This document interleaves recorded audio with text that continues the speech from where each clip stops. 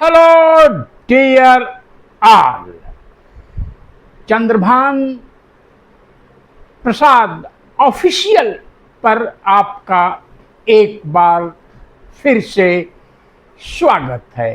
You are most welcome once again. आज मेरे hall of fame में एक और महापुरुष का प्रवेश हो चुका है, जिनको आप सभी जानते हैं।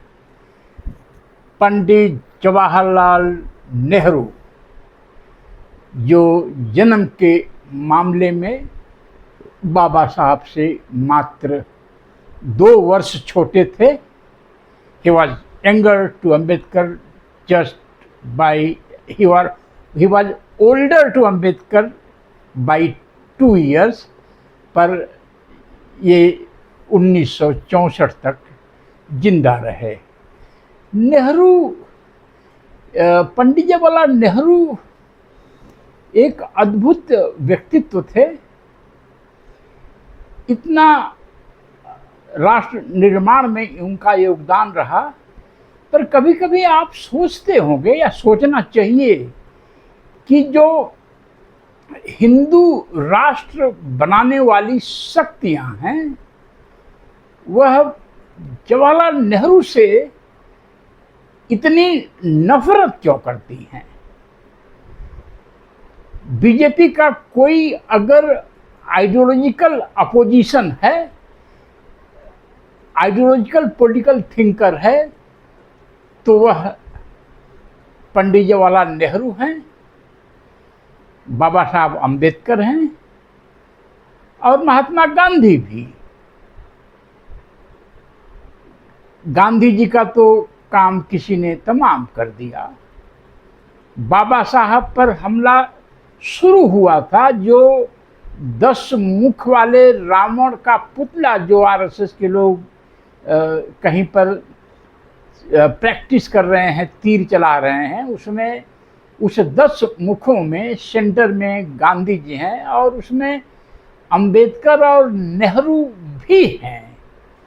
तो इस पर जरूर सोचना चाहिए कि पंडित जवाहरलाल नेहरू को आरएसएस, बीजेपी के लोग इतनी नफरत की निगाह से क्यों देखते हैं, उनके बारे में इतनी उल्टी सीधी बातें क्यों फैलाते हैं। मेरे प्रोफेसर पुष्पेश पंत का ये कहना है कि इलाहाबाद में एक ड्राई क्लीनिंग शॉप थी जिसका नाम था पेरिस। तो इन्हीं लोगों ने ये फैला दिया अफवाह कि नेहरू के कपड़े तो पेरिस धुलने के लिए जाते थे। यह जरूर है कि जवाहरलाल नेहरू बहुत रईस परिवार में पैदा हुए थे। उनके पिताजी मोतीलाल नेहरू की बहुत सक्सेसफुल प्रैक्टिस थी। उन्होंने आनंद भवन बनाया था इलाहाबाद में, और नेहरू जी कभी स्कूल में पढ़ने नहीं गए। उनके यहाँ यूरोपियन टीचर्स घर पर पढ़ाने आते थे। और मेरी नज़र में, मैं हो सकता है पूरी तरह से करेक्ट न हूँ,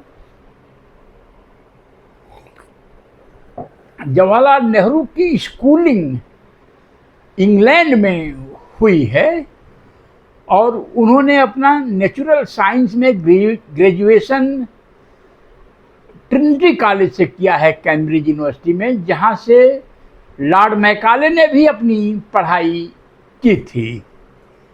आपको शायद यह भी जानकर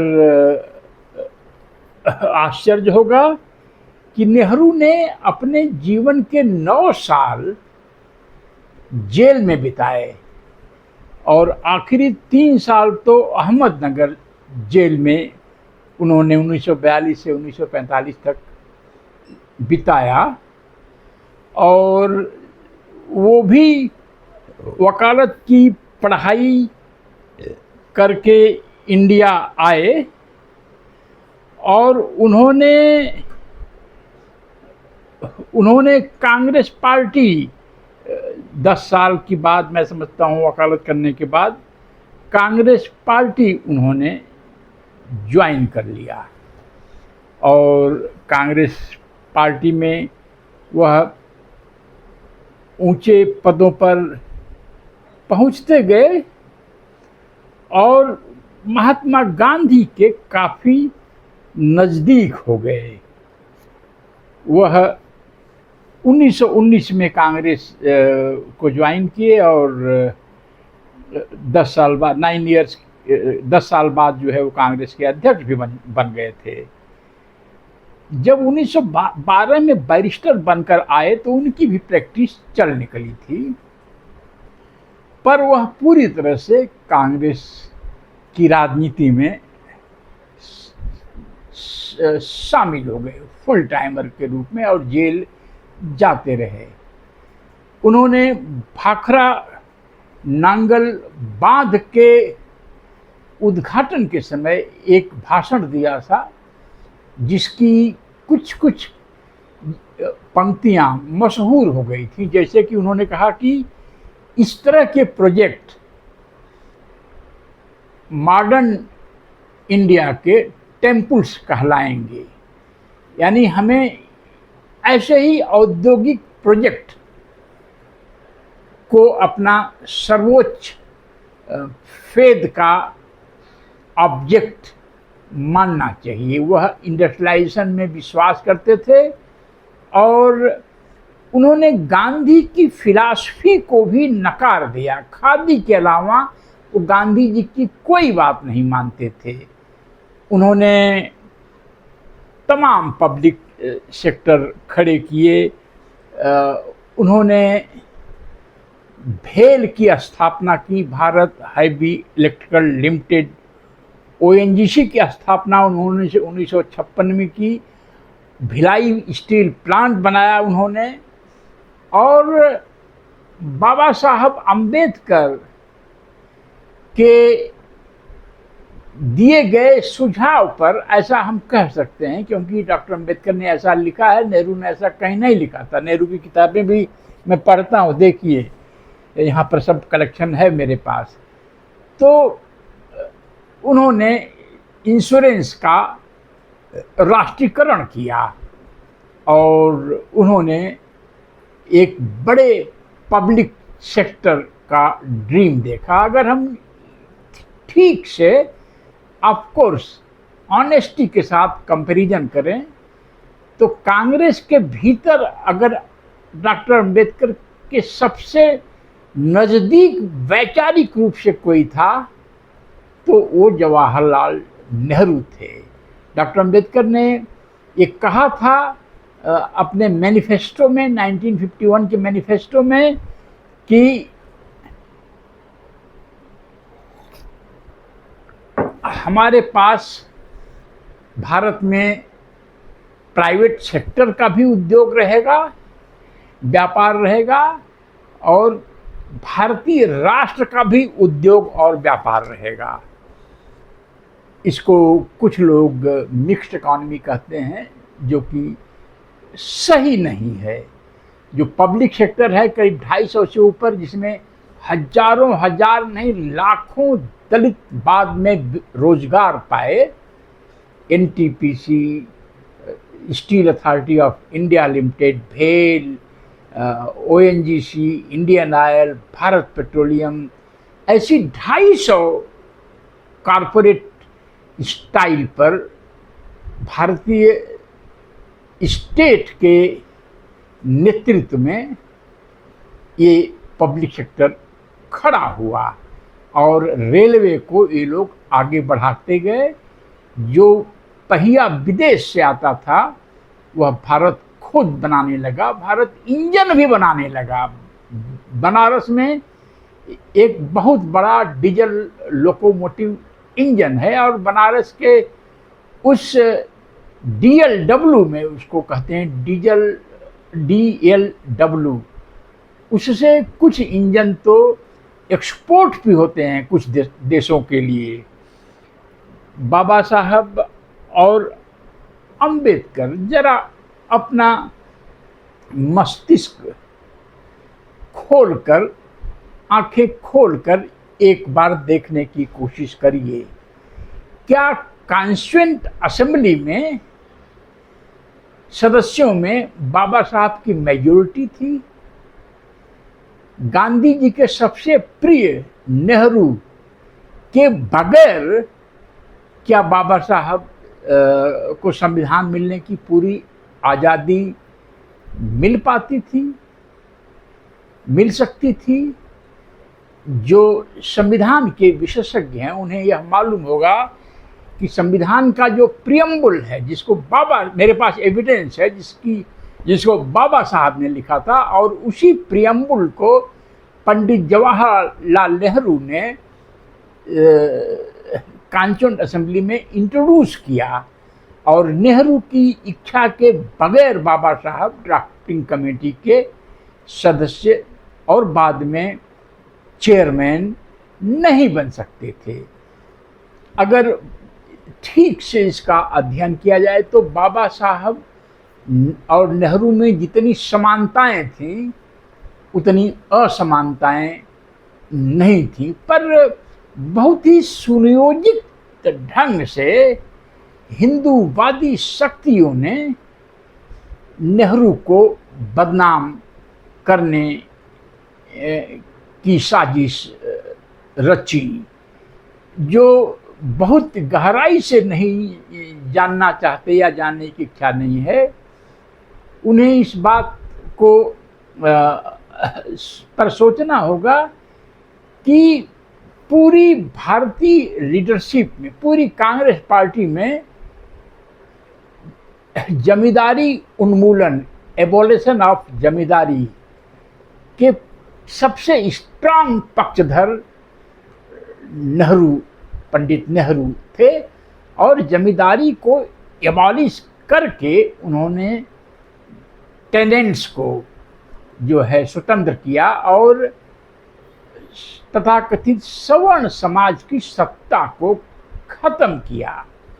आज भी जब बीजेपी बार बार नेहरू को गाली देती है तो इसका एक तबके में इसका एक बहुत अच्छी अपील है, और बहुत सारे लोग जो पहले जमींदार थे उनका ये सोचना है कि नेहरू ने उनकी हैसियत ख़त्म कर दी। जब जमींदारी ख़त्म हो रही थी तो बहुत सारे जमींदार अपनी ज़मीनों को फर्जी नामों पर बचा ले गए। उसमें एक क्लास था कि अगर बाग है आम की या अमरूद की या किसी भी चीज़ की बाग है तो उस पर जमींदारी एबॉलिशन के बाद भी वो उसके मालिक बने रहेंगे। फिर उसमें था परिवार के हर सदस्य के नाम पर ज़मीन बनी रहेगी। कुछ लोग तो यह भी कहते हैं कि कुत्ते बिल्लियों के नाम भी उन्होंने फर्जी ज़मीन रजिस्ट्री करवा ली या उनके नाम पर दिखा दिया लेखपाल से मिल करके और तहसीलदार से मिल करके। जब ये सब सारी कंप्लेंट्स आई तो जवाहरलाल नेहरू ने 1961-62 में एक लैंड सीलिंग इंट्रोड्यूस किया कि आपके पास एक सीमा से ऊपर ज़मीन नहीं हो सकती है। और डीपर अगर जाएं और गंभीर अध्ययन करें तो आप पाएंगे कि नेहरू आज़ादी के बाद, यह एक अलग विषय है बहस का, अंग्रेज़ों के साथ आरएसएस खड़ा था जब कांग्रेसी लोग लड़ाई लड़ रहे थे, क्योंकि आरएसएस को लगता था कि अंग्रेज़ों ने मुसलमानों से भारत को, मुगलों से भारत को मुक्त कराया। बहुत सारे आरएसएस के लोग जो दलितों को मिसगाइड करते हैं और उनके मन में जहर भरते हैं, वो ये कहते हैं देखो बाबा साहब भी तो ब्रिटिश गवर्नमेंट में मंत्री बन गए थे और उनके साथ थे। तो डॉक्टर अंबेडकर का जो संघर्ष था जाति व्यवस्था से दलितों को मुक्त कराना और जाति व्यवस्था को ही खत्म कर देना, और कुछ हद तक अंग्रेज इसमें कामयाब थे। बहुत सारी उनकी नीतियां जाति व्यवस्था के खिलाफ जाती थी। लॉर्ड मैकाले ने तो जाति व्यवस्था की बहुत आलोचना की थी। तो आरएसएस क्या हिंदूवादी इस उम्मीद में बैठे थे कि जब भारत आज़ाद होगा तो हिंदूवादी शक्तियों के हाथ में सत्ता आ जाएगी।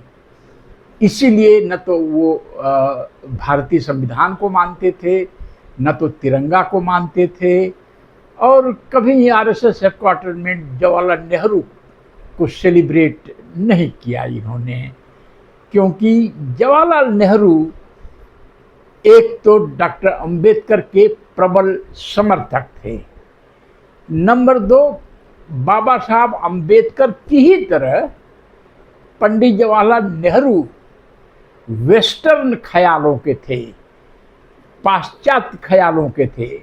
वह भी यूरोप अमेरिका की तरह सोचते थे। बहुत सारे जो ड्रेस देखेंगे नेहरू के, तो बाबा साहब की तरह वो भी सूट बूट पहनते थे। इस पिक्चर में भी कुछ वैसा ही ड्रेस जवाहरलाल नेहरू ने पहन लिया था।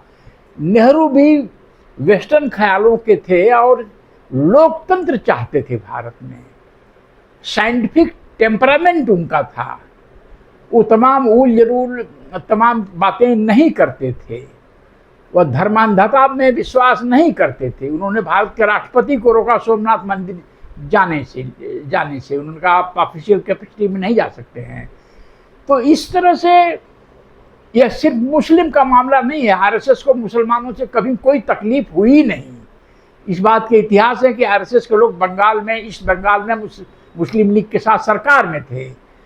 उन्हें तो हिंदू सिस्टम के आधार पर अपना राज चाहिए था, जिसमें नेहरू एक बहुत बड़े रोड़े साबित हो रहे थे।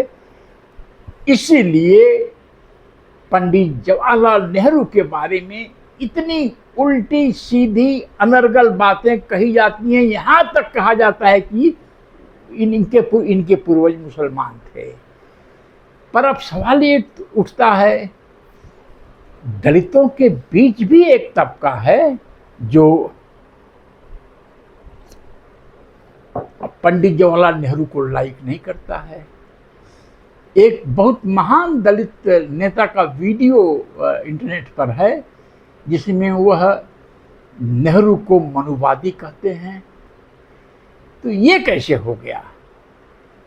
उदाहरण लोग देते हैं, जो लाखों लाख दलित जो वामसेप की शाखाओं में अपना प्रवचन देते हैं, वो ये कहते रहे हैं कि हिंदू कोड बिल पर पंडित जवाहरलाल नेहरू ने बाबा साहब का साथ नहीं दिया था। मैं आज ही पढ़ रहा था, बाबा साहब अमेरिका से लौटे ही थे अब विदेश दौरे से। अंबेडकर उनसे मिलने गए और बोले कि बहुत लेट हो रहा है, हिंदू बिल को लागू किया जाए, इंट्रोड्यूस किया जाए। नेहरू ने इंट्रोड्यूस कर दिया, अलाउ कर दिया अम्बेडकर को। पर उस समय के माहौल की कल्पना करिए। देश के राष्ट्रपति, देश के महामहिम डॉक्टर बाबू राजेंद्र प्रसाद हिंदू कोड बिल के समर्थन में नहीं थे। उस समय के गृह मंत्री और बाद में जो डिप्टी प्राइम मिनिस्टर बने पटेल, सरदार वल्लभ भाई पटेल, जो आज के हिसाब से उस समय के बहुजन नेता थे, सरदार पटेल इसके पक्ष में नहीं थे। जो हाउस के स्पीकर थे मावलंकर साहब, वो इस पक्ष में नहीं थे। आरएसएस इस पक्ष में नहीं था। विश्व हिंदू परिषद इस पक्ष में नहीं था। और बहुत सारे कांग्रेस के अंदर लोग हिंदू कोड बिल के विरोधी थे। उस समय ऐसा माहौल बनाया गया कि हिंदू कोड बिल हिंदुओं के विरुद्ध है। तो दलित समाज में यह मसाला बेचा गया। और मैं अपने दलित समाज के लोगों से, जो भी इस वीडियो को सुनेंगे, उनसे कहना चाहूँगा, दलितों में आरएसएस का प्लांट कौन है कौन नहीं है, इसको जानने के लिए आप उनका विचार पूछ लीजिए कि नेहरू के बारे में तुम्हारा विचार क्या है। अगर नेहरू के बारे में उनका विचार वैसे ही है जैसे आरएसएस का है, जैसे बीजेपी का है, तो समझ लीजिए कि इस ख्याल को व्यक्ति छोड़ दीजिए, इस ख्याल को कि नेहरू जो है एक ईविल थे, एक बुराई थे, पॉलिटिकल ईविल थे, तो समझिए यह विचार आरएसएस का प्लांट किया हुआ विचार है। अदरवाइज नेहरू जी की डेथ के इतने दिन बाद भी नेहरू पर जो जहर उगला जाता है, ऐसा कैसे हो सकता है कि कुछ दलित भी ऐसे हों जिनका ख्याल आरएसएस के ख्याल से नेहरू के सवाल पर मिलता हो। तो जो भारत का एक सपना, आप बाबा साहब डॉक्टर भीमराव अम्बेडकर का 1951-52 का जो मैनिफेस्टो है, manifesto for schedule caste federation का, उसको पढ़ लीजिए और नेहरू की जो किताबें हैं उसको पढ़ लीजिए तो लगेगा दोनों एक ही पार्टी के सदस्य हैं। दूसरी बात मैं आपसे कहना चाहूँगा, ऐसा क्या व्यवहार में होता है या क्या ऐसा हो सकता था कि नेहरू जी भी वैसे ही सोचेंगे जैसे डॉक्टर अंबेडकर सोचते थे। नेहरू जी, डॉक्टर अंबेडकर दो अलग व्यक्तित्व थे, दो अलग अलग पॉलिटिकल प्लेटफॉर्म से थे, दोनों का अलग अलग अपनी ट्रैजेक्टरी थी। तो ऐसे कैसे हो सकता? क्या आज भी सारे दलित अंबेडकर को मानते हैं? क्या आज भी कुछ दलित बीजेपी में मंत्री संतरी और एमपी एमएलए नहीं हैं? क्या उस समय भी कुछ दलित कांग्रेस में नहीं थे? तो यह सोचना बिल्कुल बचकाना है कि पंडित जवाहरलाल नेहरू को वैसे ही होना चाहिए था जैसे डॉक्टर अंबेडकर थे। ऐसा नहीं होता है, ऐसा नहीं हो सकता है। तो जिस तरह का जो विजन नेहरू ने एक मॉडर्न इंडिया का उन्होंने जो दिया था, वह अंबेडकर से काफ़ी मिलता है। और नेहरू अंबेडकर दोनों के ख्यालात आरएसएस के से मैच नहीं करते हैं, आरएसएस के खिलाफ जाते हैं। आरएसएस का अपना विचार नेहरू और अंबेडकर दोनों के खिलाफ है, संविधान के खिलाफ है, मॉडर्न रिपब्लिक के खिलाफ है। आपको मैं ये कंक्लूड करने के पहले बता दूं कि मेरे बचपन का बोलें तो कक्षा 8, 9, 10 या इमरजेंसी के समय कह लीजिए, सबसे सुरक्षित सेफ जो दलित अपने को समझता था वह पुलिस का थाना और सिपाही। जितनी जयंती मेरे जब बचपन में मनाई जाती थी, उसमें जब तक 2 सिपाही नहीं आ जाते थे तो बाबा साहब की जयंती बहुत कम मनाई जाती थी, लेकिन नहीं मनाई जाती थी।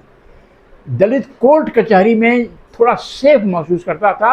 हालांकि उसमें अपने समाज के वकील नहीं थे, तो गैर दलित समाज के वकील आपस में मिल जाते थे, दलित मुकदमा हार जाते थे। लेकिन इसके बाहर, स्टेट के बाहर दलित टिकट अगर रेलवे का खरीद लिया तो वो भी किसी के बगल में जाके बैठ जाता था। बस में टिकट खरीद लिया तो बस में जाके बराबर में बैठ जाता था। पुलिस थाने में जाता था तो ऐसा नहीं कि घुसते ही उसको जेल में डाल दिया, वहाँ सेफ महसूस करता था। पुलिस थाने में जमींदार दलित पर हमला नहीं कर सकता था, गाली नहीं दे सकता था। तो जिस तरह के एक मॉडर्न स्टेट अंग्रेजों ने जो ट्रांसफ़र किया था इंडिया को, जिस पर नेहरू और अंबेडकर दोनों यकीन करते थे और उसको मजबूत करने का उन्होंने फैसला किया, तो उस वजह से हमारा एक दलित मिडिल क्लास तैयार हुआ, भारत का एक नाम हुआ देश दुनिया में और भारत आगे जा रहा था। पर अभी जो है, जो अमृतकाल वालों का जो सेटबैक दलित समाज को, पूरे भारत को जो आ गया है, उससे सबको लड़ना होगा, अपने सिचुएशन के हिसाब से अपने को एडजस्ट करना होगा और लड़ाई जारी रखनी होगी।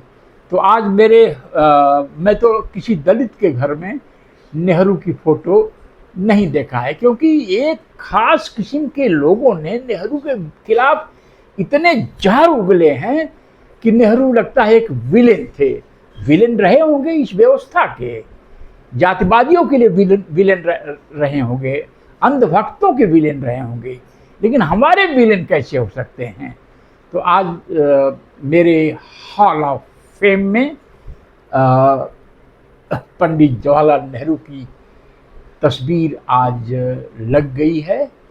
और मैं और भी महापुरुषों को, जिनको लोग कहेंगे कि बहुत सारे दलित महापुरुष हम लोग जानते हैं, चंद्रभान प्रसाद के हॉल ऑफ फेम में वो क्यों नहीं आ पाए, तो जिसको सब लोग जानते हैं, जिनका जन्मदिन सब लोग मनाते हैं या कम से कम व्हाट्सएप में बधाइयाँ भेजते हैं, तो उसमें हम नया क्या कर सकते हैं। हम तो उन लोगों को ढूंढ ढूंढ कर लाने की कोशिश करेंगे जिन्होंने कहीं न कहीं जाति व्यवस्था के खिलाफ काम किया है, विचार दिया है, काम किया है, बाबा साहब को मदद किया है, और एक मॉडर्न इंडिया बनाया जाए जिसमें कास्ट को कोई जगह नहीं हो। और बाबा साहब का जो मिशन स्टेटमेंट था, एनिहिलेशन ऑफ कास्ट, उस मिशन स्टेटमेंट को हम लोग पूरा कर सके। अगर आपको यह नई सीरीज पसंद आ रही हो तो इसको आप सपोर्ट करिए, ज्वाइन बटन पर जाकर ज्वाइन करिए। अगर पैसे हैं आपके पास तो 799 रुपीज़ हर महीने कटेगा, ताकि हम और मजबूत हो सकें, हमारी टीम और मजबूत हो सके और हम ट्रैवल कर सकें। इसको डिस्कस करिए और यह मान कर चलिए, डॉक्टर अंबेडकर का कॉन्स्टिट्यूएंट असेंबली में अगर दो सबसे मजबूत प्रोमिनेंट नेताओं में थे तो उसमें से बाबू राजेंद्र प्रसाद, पंडित जवाहरलाल नेहरू और कृष्णमाचारी साहब, जिनका वीडियो हमने बनाया था कुछ दिन पहले, जो हमारे हॉल ऑफ फेम में आए हैं, और कुछ अंग्रेज लीडर्स थे। आप इस वीडियो को कैसा लगा कमेंट में लिख सकते हैं। जय भीम, जय भारत, जय पंडित जवाहरलाल नेहरू।